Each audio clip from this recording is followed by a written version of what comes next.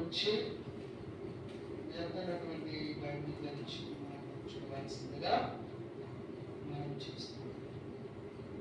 దేవుని యొక్క కృపలో యేసుక్రీస్తు వారి యొక్క ప్రణాళికలో ఆయన కాపుదలలో గడిచిన దినములన్నీ కూడా తన కృపాక్షేమములతో మనల్ని బలపరిచి భద్రపరిచి పునరుద్ధాన దినమున ప్రత్యేకమైనటువంటి యొక్క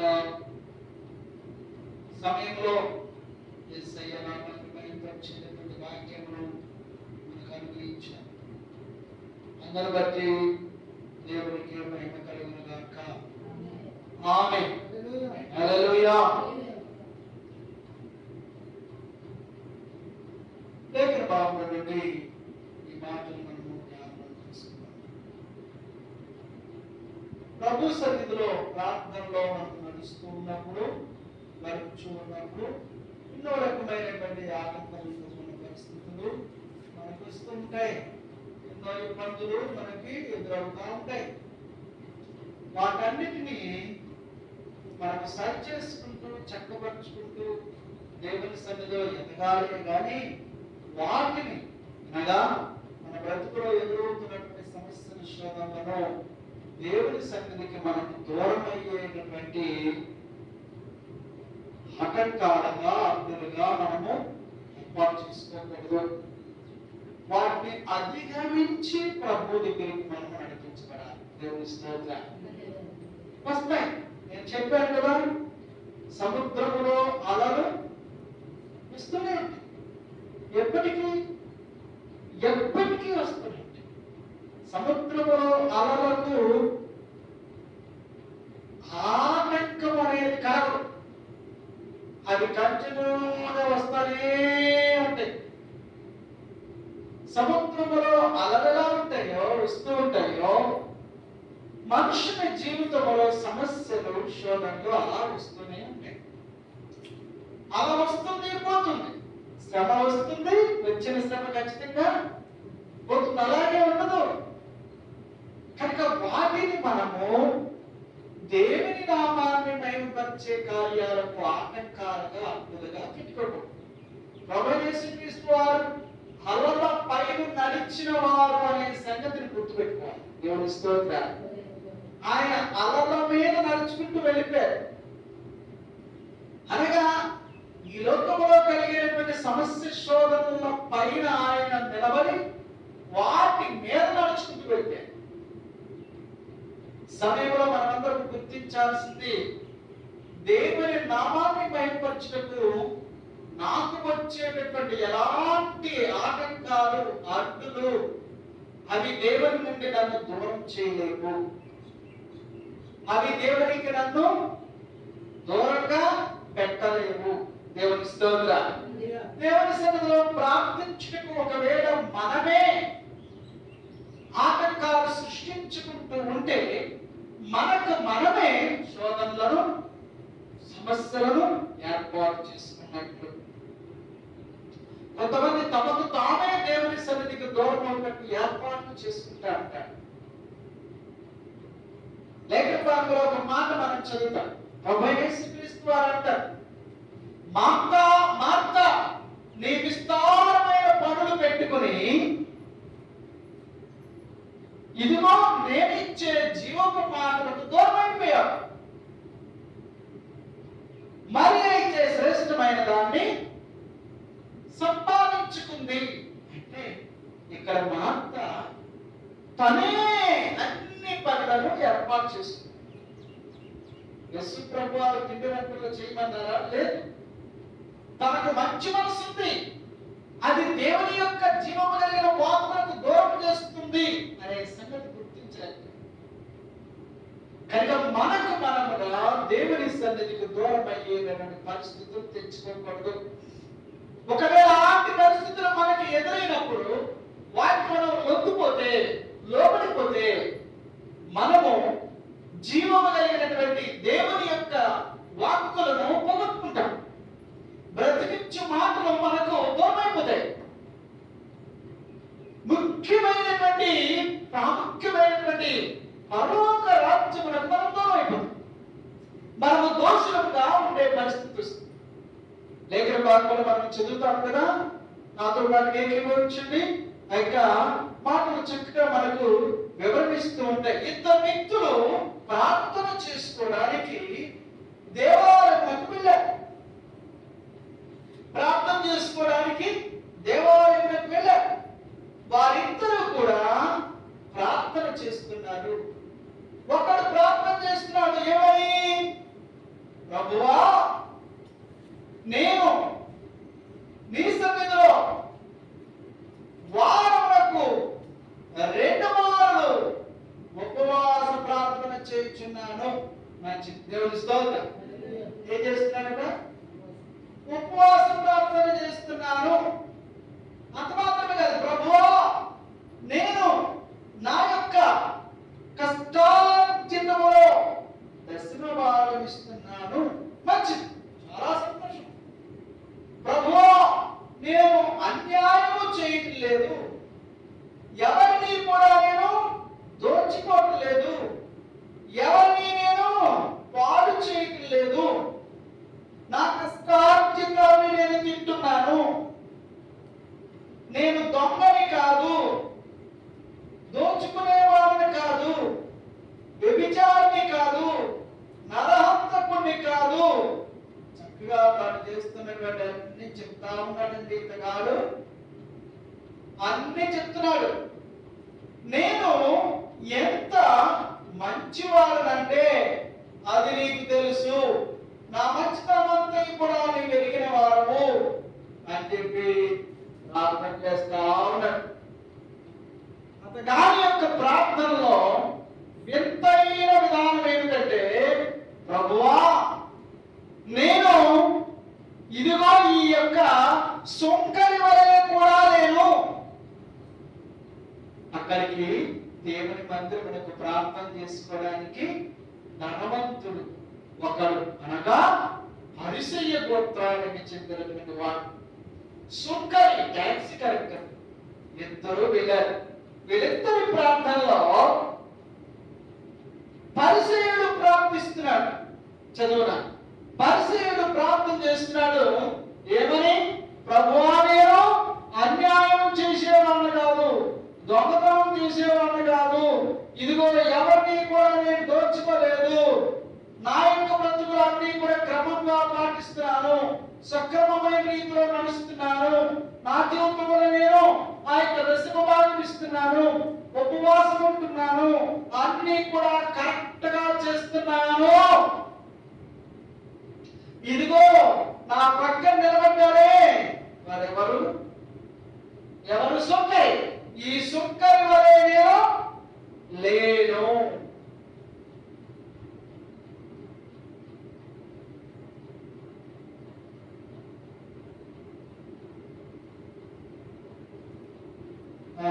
ఈ సుంకరి వలె నేను లేను. లూకాసు వార్త 18వ అధ్యాయం 9 నుంచి 14 వచ్చిన వరకు. ఈ సుంకరి వలె లేను. ఈ సుంకరి వలె నేను లేనందుకై, ఈ సుంకరి లాంటి నేను కానందుకై నీకు కృతజ్ఞతలు, వందనాలు, వీరు పరిగవాళ్ళు, వీరు సరైన వారు కాదు అని సుంకర్ని ఎత్తి చెప్తా ఉన్నాడు. సుంకర్ని ఎత్తుపడుస్తా ఉన్నాడు. మరి సుంకర్ ఎలా ప్రార్థన చేస్తున్నాడు? దేవా, పాపినైన నన్ను కరుణించు.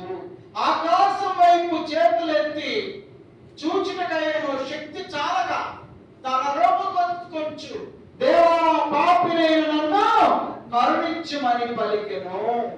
ఎవరితనో? సుంకరి. వీరిద్దరి ప్రార్థనలో ఎవరిది శ్రేష్టమైంది అని అంటే, అక్కడ మనం కూడా చదువుతాం, అతని కంటే, అతను ఎవరు? పరిసయ్యుడు. అతని కంటే ఇతడు నీతిమంతుడుగా తీర్చబడి తన ఇంటికి వెళ్ళలేము. దేవుని స్తోత్రం. గమనించండి, మనము ప్రార్థన చేయనప్పుడు, దేవుని సన్నిధిలో ప్రార్థించినప్పుడు మన యొక్క ప్రార్థన విజ్ఞాపనలు దేవునికి ఇష్టమైన రీతిలో ఉండేటట్టుగా చూసుకోవాలి. ఒకరిని కించపరుస్తూ అవమానపరుస్తూ ప్రార్థనలు కాదు.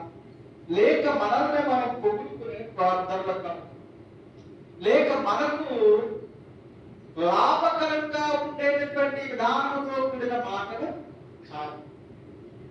ఈ యొక్క శంకరి చేసినటువంటి ప్రార్థనలో దేవునికి ఇష్టమైనది ఏంటంటే, పాపిలను నన్ను కరుణించి దేవుస్తాయి. ఈ మాట అనాలంటే చాలా మంది ఒప్పుకోరు. పాపమాను పొరపాటు అంటారు. ఏదో తప్పైపోయింది, తప్పు అయిపోయింది అన్న జరిగిపోయింది అంటారు. వాళ్ళు చేయట్లేదా, వీళ్ళు చేయట్లేదా, వాళ్ళు ఏమన్నా నీతిమంతురా, వీళ్ళు ఏమన్నా నీతిమంతురా అంటారు. నీ మట్టుకు నీవు, నా మట్టుకు నేను దేవుని సన్నిధిలో, ప్రభువా నేను ఈ సన్నిధిలో వ్యతిరేకంగా నడుస్తున్నానయ్యా, నన్ను క్షమించు, నా పాపపు కార్యాలను తొలగించు, నీకు ఇష్టమైన బిడ్డగా నన్ను చేసుకో అనేటటువంటి ప్రార్థన మనం ఏంటంటే ఎల్లప్పుడూ రావాలి. 34వ కీర్తనలో మనం చదువుతాం కదా, చక్కటి మాటలకు రాయబడి మొదటి వచనం నుంచి చూడండి. 34వ కీర్తన చూడండి.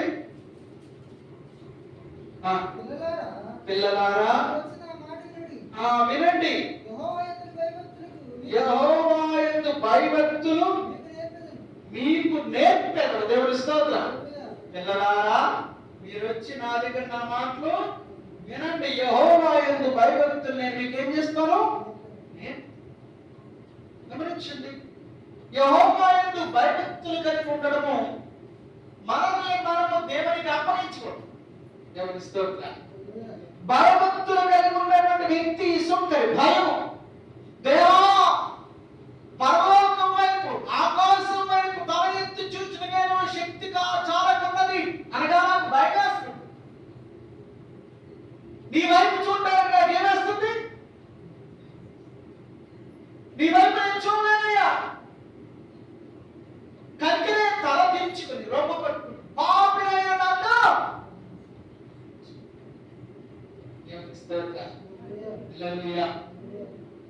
దేవుని సన్నిధిలో మన ప్రార్థన విజ్ఞాపనలు భయము భక్తి చేత భక్తి చేయాలి.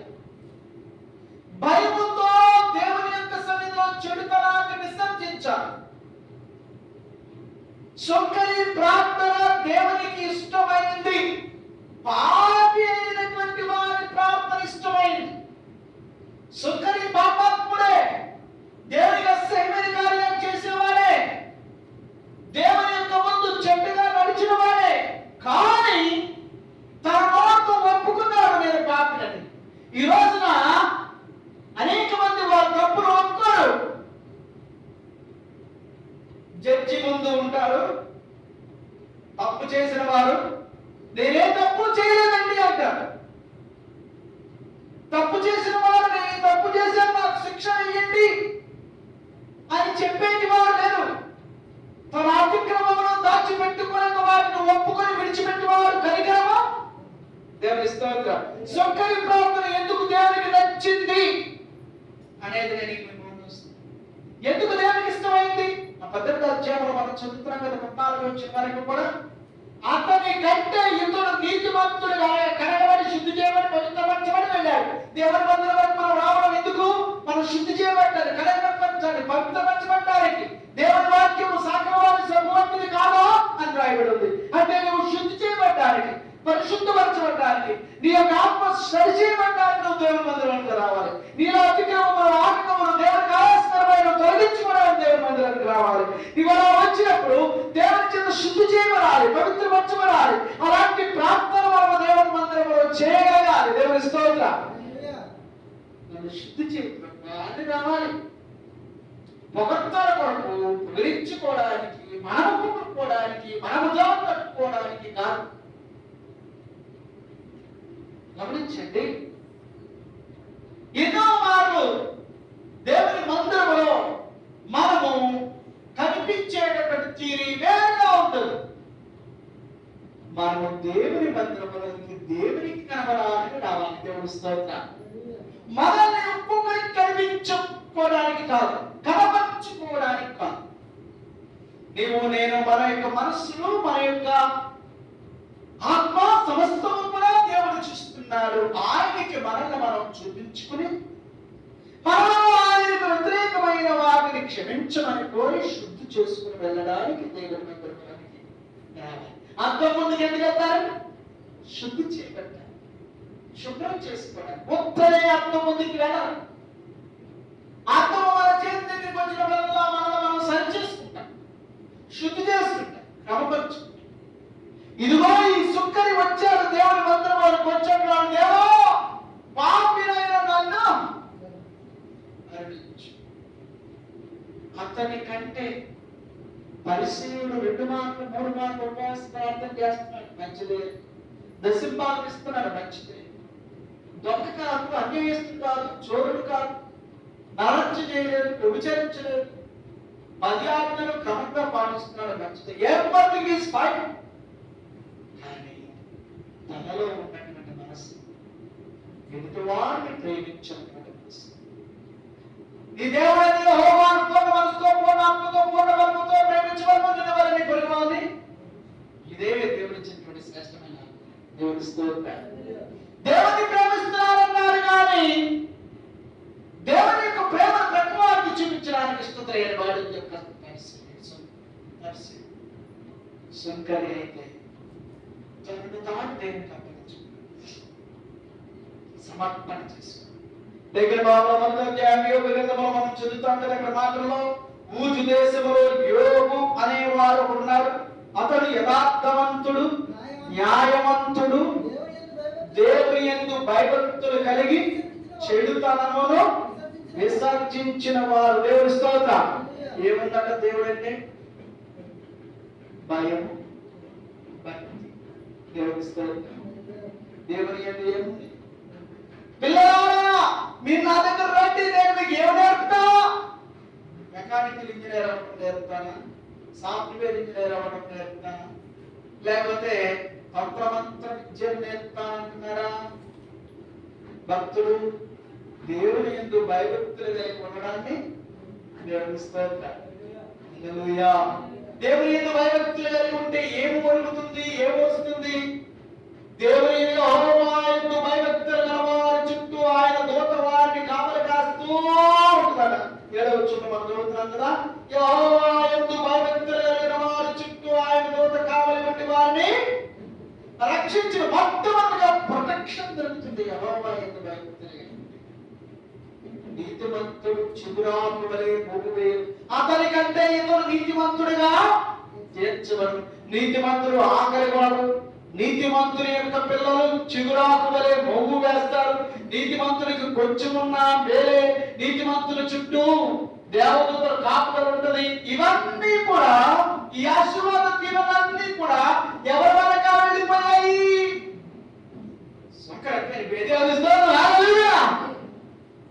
ఎవరికి వెళ్ళిపోయి? శుక్రునికి వెళ్ళిపోయాయండి. ఎంత ఆశీర్వాదాన్ని కోల్పోయాడు యొక్క ఆలోచించి కారణం ఏమిటి? యెహోవా యందు భయభక్తులు నిలబడలేకపోవడం, దేవుని యందు భయభక్తులు కలిగినటువంటి స్థితిని ప్రదర్శించడం, వ్యక్తపరచడం, ఏదో కనపరచడం. ఈ మాటలను మనం చదువుతున్నాం కదా, యెహోవా యందు భయభక్తులు కలిగినటువంటి దాన్ని నేను మీకు నేర్పుతాను. 34వ కీర్తనలో, ఇదిగో నేను ఎల్లప్పుడూ యెహోవాను సన్నుతించెదను, నిత్యము ఆయన కీర్తి నా నోట ఉండును. దేవుని స్తోత్రం. యెహోవాను బట్టి నేను అతిశయించుచున్నాను.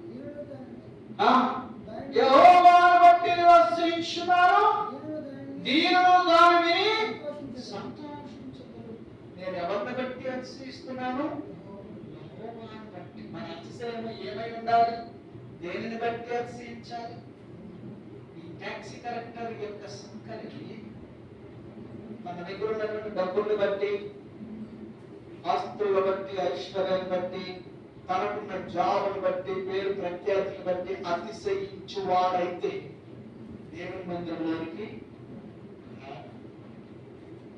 తను దేవుని బట్టి అతిశయించాలనుకున్నాడు. కాబట్టి దేవుని మందిరంలోకి వచ్చి పాపినైన నన్ను రక్షించు అని దీర్ఘంగా కనిపిస్తున్నాడు. ఇంతకాలం ఉన్నదంతా పక్కన పెట్టేశాడు, దేవుని వైపు చూస్తున్నాడు. ఏ స్థితిలో ఉన్నా, ఎలాంటి పరిస్థితులు నీకు ఉన్నప్పటికీ కూడా ఏ సహోదరి సహోదరు నీవు అతిశయించాల్సింది ఎవరిని బట్టి? ప్రభువా, నా బ్రతుకులో నీవు లేకపోతే నా ఉన్నదంతా సున్నా, ప్రయోజనం లేదయ్యా. నీ కృప అంటే నాకు చాలు. నీ కృపతో కూడినటువంటి బ్రతుకులో నేను బ్రతికితే మేలు. నేను ఎల్లప్పుడూ యెహోవాను సన్నిధిస్తాను, నిత్యము ఆయన కీర్తన ఆరాధిస్తాను. నా బ్రతుకంతా కూడా దేవుని సన్నిధిలో ఉంటా. దేవుని యొక్క కృపకు నన్ను నేను అప్పగించుకుంటా, పాత్రుడిగా ఉంటా. దేవుని స్తోత్రం. ఈ ఒడంబడిక అనేది మనల్ని సంరక్షిస్తుంది, కాపాడుతుంది. అతడు నీతిమంతులుగా తీర్చబడ్డాడు అంటే దేవుని దూతలు అతను వెనకాల వెళ్ళిపోయి అతను రక్షించారు. అతడు దేవుని కుమారుడు అయిపోయాడు. 19వ అధ్యాయం లూకాసు వార్తలో మనం చదువుతాం కదా, భక్తుడైనటువంటి దేవుని యేసుక్రీస్తు వారిని ప్రేమించినటువంటి వ్యక్తి అయినటువంటి అక్కడ ఒక ట్యాక్స్ కలెక్టర్ ఉన్నాడు, సంకరి. అతగాడు జక్కయ్య. జక్కయ్య యేసుక్రీస్తు వారిని ప్రేమించి తన ఇంటికి ఆహ్వానించాడు. చక్కటి విందు ఏర్పాటు చేశాడు. ఆ తదుపరి అంటాడు కదా, ప్రభువా, నేను ఎవరి దగ్గర అన్యాయంగా తీసుకుంటే వారికి 4 చెల్లిస్తాను, అలాగే నా ఆస్తులు సగభాగం మట్టుకు పేదలకు పంచేస్తాను. ఇప్పుడు ప్రభువారు అంటాడు, ఇతడు కూడా అబ్రహాము. దేవుని స్తోత్రం, హల్లెలూయా. అబ్రహాము గొప్ప ధనవంతుడు, శూరులు కలిగినటువంటి వ్యక్తి, అలాగే విశ్వాసులకు తండ్రి, దేవుని యొక్క సన్నిధిలో భయభక్తులు కలిగిన వ్యక్తి. ఇదిగో జక్కయ్య భయభక్తులు కలిగినటువంటి స్థితిని ప్రదర్శించాడు కాబట్టి, దేవుని ప్రేమించాడు కాబట్టి, దేవుని యొక్క సన్నిధిని తన ఇంట్లో ఉంచుకున్నాడు కాబట్టి, ప్రభు అతనికి పరలోక రాజ్యంలో నిత్య జీవితాన్ని ఇచ్చింది. ఇతరును అబ్రహాము కుమారుడే అనగా నీతిమంతుడే. దేవుని స్తోత్రం, హల్లెలూయా. ప్రభు సన్నిధిలో మనం ఉన్నప్పుడు నేర్చుకోవాల్సింది, యేసయ్యా, నేనేమై ఉన్నాను అది కేవలం నీ దయ వలన మాత్రమే. దేవుని స్తోత్రం. నేనేమై ఉన్నాను అది కేవలము నీ దయ వలన. నా బ్రతుకు ఎలా ఉన్నది?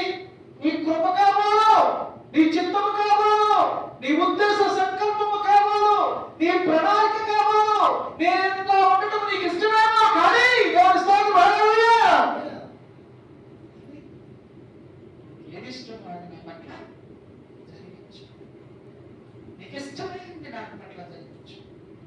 గమనించండి, సమస్తం పోయి భార్య విడిచిపెట్టేసి శరీరం అంతా కురుపులతో ఉన్నప్పుడు సాష్టాంగపడి యోగు ప్రార్థన చేస్తాడండి. యోగు గ్రంథము 1వ అధ్యాయం కూడా మనం చూస్తాం. యోగు సాష్టాంగపడి ప్రార్థన చేస్తున్నాడు. ఏమన్నా తెలుసా? అయ్యా, నేల మట్టుకు సాష్టాంగపడి అంటున్నాడు.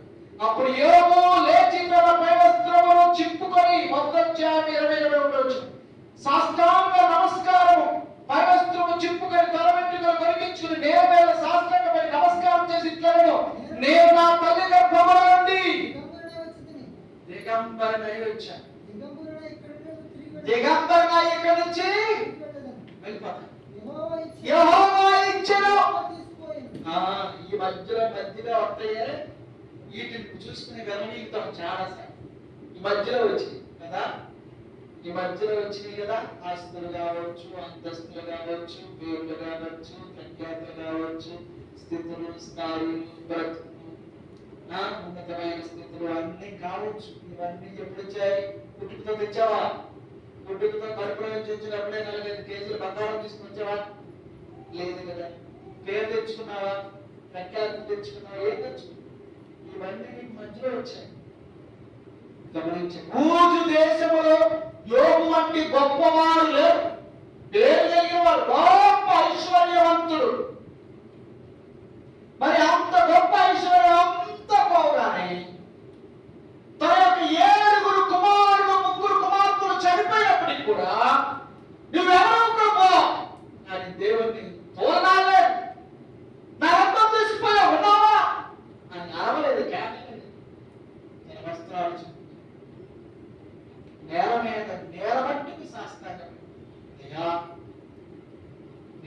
దిగంబరినై వచ్చాను. చనిపోయేటప్పుడు కూడా దిగంబరినై వెళ్ళదు. నీవిచ్చావు, నువ్వే తీసుకో, నీకే స్తోత్రాలు కలుగుతాయి. దేవుని స్తోత్రాలు. హల్లెలూయా. ఇది ప్రభువుకు ఇష్టమైన మనసు. దేవుని స్తోత్రాలు. మరి మంది ఉంటే ఖరీదైన మాటలు, పెద్ద పెద్ద మాటలు, డబ్బులు లేకపోతే బ్రతుకుతారు, డబ్బులు ఉంటే బ్రతుకుతారు, పేరుంటే బ్రతుకుతారు, పదం ఉంటే బ్రతుకుతారు. లోకంలో మాట్లాడుతారు. పదం ఉంటే నమస్తే పెడతారు, పదం చూసుకోవడం జాగ్రత్తగా. ఇది లోకపు మనస్తత్వం. దేవునికి అది నచ్చం. దేవుని స్తోత్రం.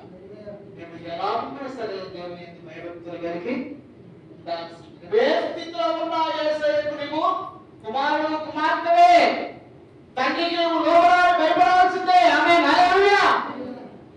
కొడుకు ఎంత పెద్దోడైనా తండ్రికి కొడుకే. తండ్రిని ఏమనాలి? తండ్రి అనాలి, నాన్నే అనాలి, భయపడాల్సిందే. ఎందుకంటే తనకు బ్రతుకునిచ్చిన వాడు, తనకు భూమి మీదకి రావడానికి ప్రధాన కారణం లోపడాల్సిందే. పరమ తండ్రి మనకు ఆయుష్ ఆరోగ్యం ఇచ్చి నడిపిస్తున్నాడు.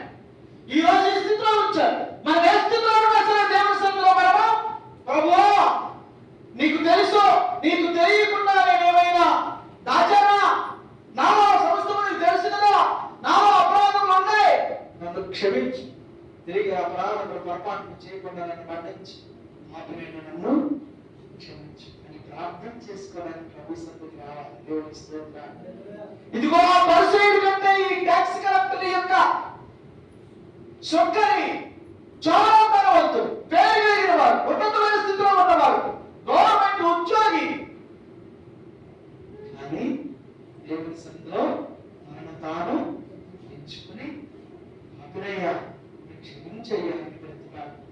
ఆకాశం వైపు కన్నెత్తి చూచినను ధైర్యము చాలకనగా దేవుని యందు భయభక్తులు కలిగిన వారు, యెహోవా యందు భయభక్తులు కలిగిన వారు, చుట్టూ ఆయన తోట కావలి ఉన్న వారిని ఇతడు నీతిమంతుడని తీర్చువాడు రక్షిస్తున్నాడు.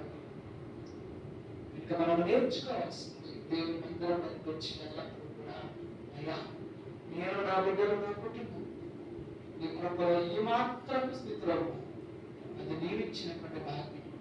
నీ కృపలో నన్ను బలపరచు, నీ నామానికి భయం తెచ్చిపెట్టిగా నన్ను వచ్చాను. ఎప్పటికీ నీ సన్నిధికి నేను దూరం కావు. నా బ్రతుకు దినమలన్నీ నేను బ్రతికేది కావు. ప్రభువా నీ పాదాల సన్నిధిలో బ్రతుకుతా, నీకు ఇష్టమైన రీతిలో బ్రతుకుతా.